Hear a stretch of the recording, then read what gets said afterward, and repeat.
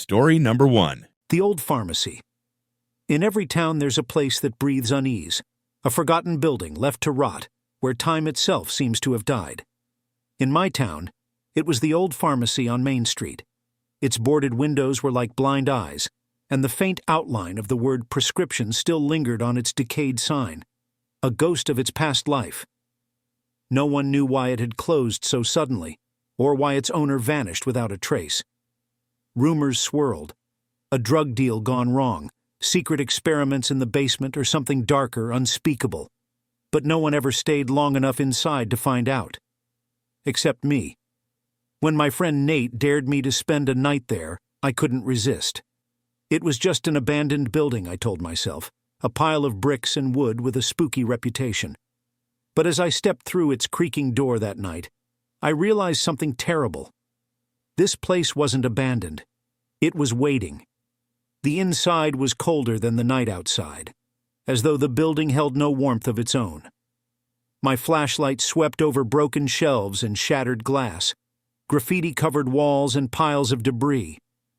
Dust particles floated in the air like suspended whispers. I decided to set up camp in the back room, where the pharmacy's office once was. The door creaked as I pushed it open, revealing a cramped space cluttered with overturned filing cabinets and yellowed papers. I unrolled my sleeping bag in a relatively clear corner, but the room didn't feel right. The air was heavy, laced with the faint, acrid smell of ammonia. Determined to prove I wasn't scared, I started exploring. In the main area, I found rows of old medicine bottles still lining the shelves. Their labels had faded with time, but I could make out eerie names: laudanum, mercury solution, tincture of opium. I reached for one, just to see if it would crumble under my touch. It didn't. Instead, it rolled off the shelf and shattered on the floor. The air grew colder, and I swore I heard something faint. A whisper, or perhaps a breath. "Help me." I froze. The sound was too clear to dismiss as my imagination.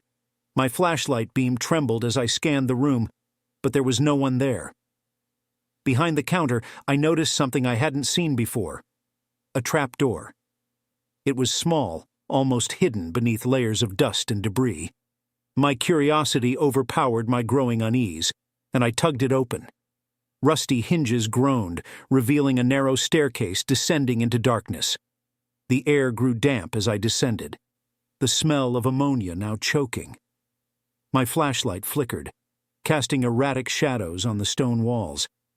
At the bottom, I stepped into a basement that didn't belong in a pharmacy. The room was large and filled with unsettling objects. An old operating table, its metal rusted and stained, shelves lined with glass jars containing murky liquids and things. I shuddered as I picked one up, holding it to the light. Suspended inside was a perfectly preserved human finger. I almost dropped it when the whispering started again. It was louder this time, coming from the far corner of the room. A tattered curtain hung there, swaying slightly as though touched by an invisible breeze. Against every ounce of common sense, I walked toward it. Behind the curtain was a small cell, its bars corroded with age. Inside was a figure, a woman, or what had once been a woman. Her skin was pale and stretched tight over her skeletal frame. Her hollow eyes stared through me as her mouth moved silently, forming words I couldn't hear. I was frozen in place, unable to look away. Then she raised a trembling hand and pointed to the wall behind her. Carved into the stone were 4 jagged letters: DOCTOR. Suddenly my flashlight went out. I was plunged into darkness. The silence was suffocating, broken only by the sound of footsteps, heavy and deliberate, descending the staircase behind me. I fumbled with my flashlight, desperate to turn it back on, but my fingers wouldn't cooperate. The footsteps grew louder, closer. Then I heard it. A voice, raspy and male, dripping with malice. "You shouldn't have come here." Something brushed against my shoulder, cold and solid. That was all it took. Adrenaline surged, and I bolted, running blindly through the basement.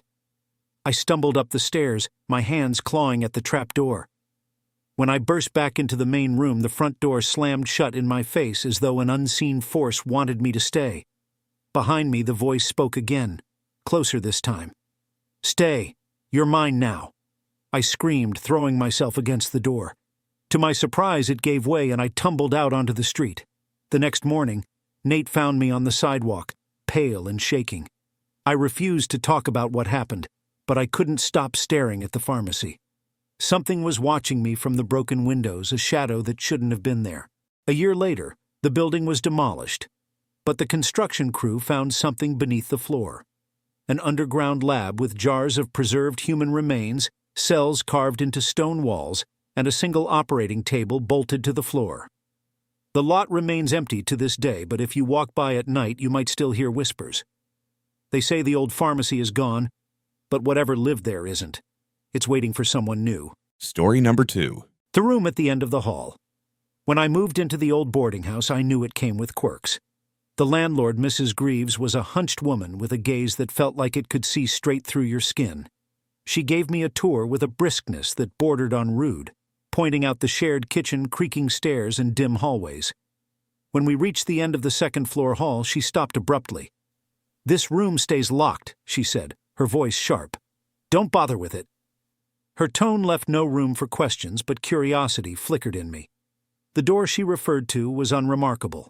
Plain wood, no number or decorations, but the way she avoided even glancing at it made my skin crawl.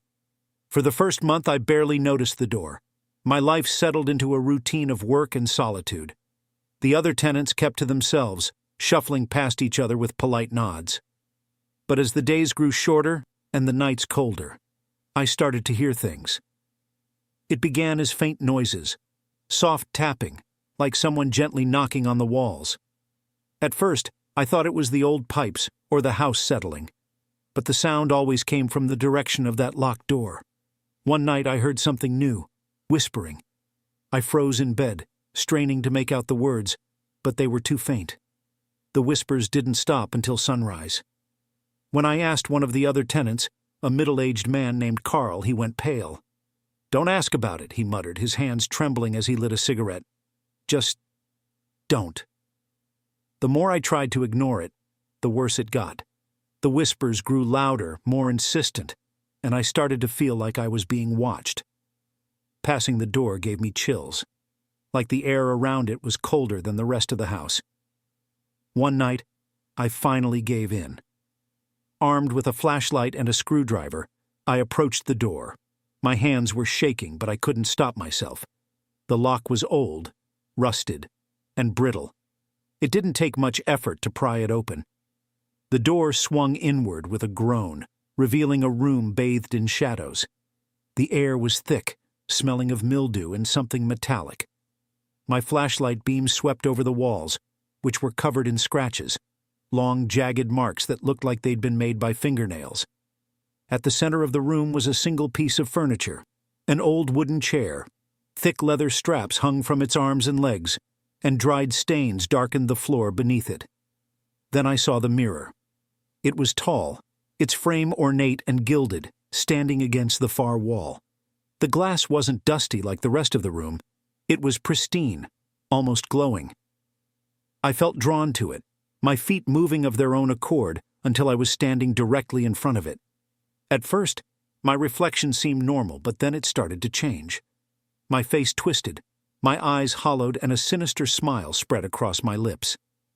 I stumbled back, heart racing, but the figure in the mirror didn't move.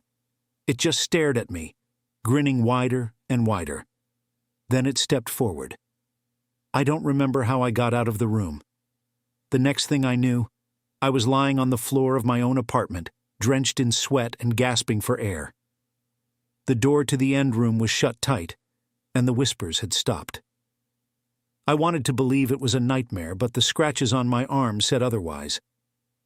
The next morning, I packed my things and told Mrs. Greaves I was leaving. She didn't argue, didn't even look surprised. As I walked out the door, she gave me one last piece of advice. Never look into something you don't want to see. I moved across the city, but I still dream of that mirror. Sometimes, I wake up and swear I see that twisted version of myself staring at me from the corner of the room, smiling. And every so often, when the nights are quiet, I hear a faint tapping,